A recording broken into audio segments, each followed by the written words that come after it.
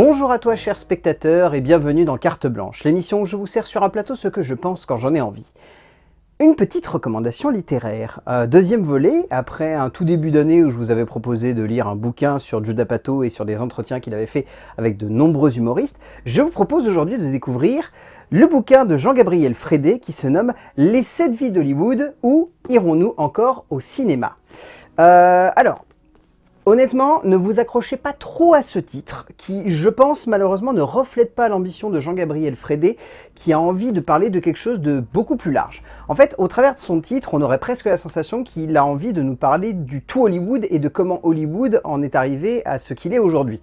C'est un peu le cas, mais soyons sincères, rapidement, Frédé a envie d'aborder un point en particulier, la place des GAFA et des plateformes de streaming au sein de l'industrie hollywoodienne actuelle. On va dire que pendant 2 chapitres, il va le chercher surtout à aborder, on va dire, la crise des studios américains qu'il y a eu dans les années 20, 30 et 40 aux États-Unis. Il va ensuite parler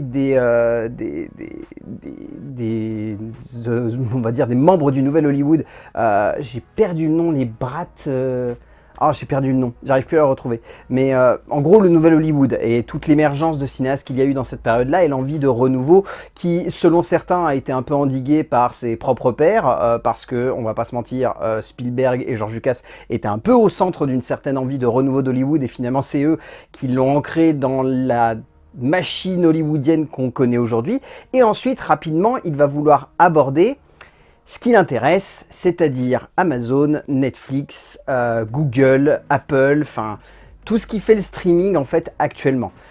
C'est assez intéressant parce que au travers de ces nombreux chapitres autour de ce qu'est le cinéma aujourd'hui, ou en tout cas de ce que veut être le cinéma par le biais des plateformes de streaming, il cherche vraiment à aborder comment le cinéma est en train de dévier pour devenir vraiment ce qu'on appelle une industrie, avec des objectifs de production, de rentabilité, d'investissement, plutôt que la partie artistique qui clairement est en train un petit peu de disparaître. Il aborde aussi Disney, il choisit également d'aborder la place du cinéma français là-dedans, la place du cinéma chinois aussi, ça peut sembler très anecdotique mais ça n'est pas du tout le cas, aussi de manière générale la place du cinéma asiatique. Il parle beaucoup des Coréens et des Japonais par le biais de Netflix, mais il y a beaucoup plus qui se cache derrière. Je vous dis pas tout non plus ce qui se cache derrière le bouquin parce que sinon vous n'allez avoir rien à lire et je vais littéralement vous faire un résumé, mais c'est un bouquin qui est très intéressant parce que il semble épais, finalement il se lit très rapidement, il est très efficace dans ce qu'il cherche à traiter.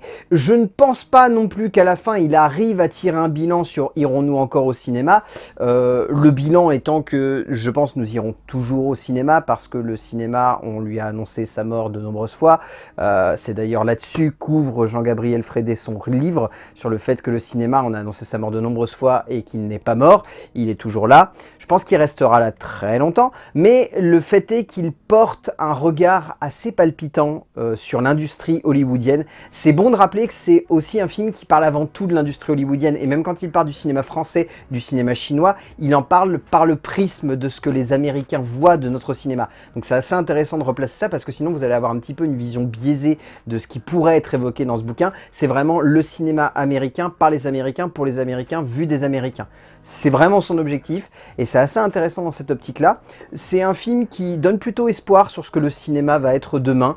C'est un cinéma qui va beaucoup évoluer, qui va devoir ouvrir ses frontières, qui va devoir réellement changer.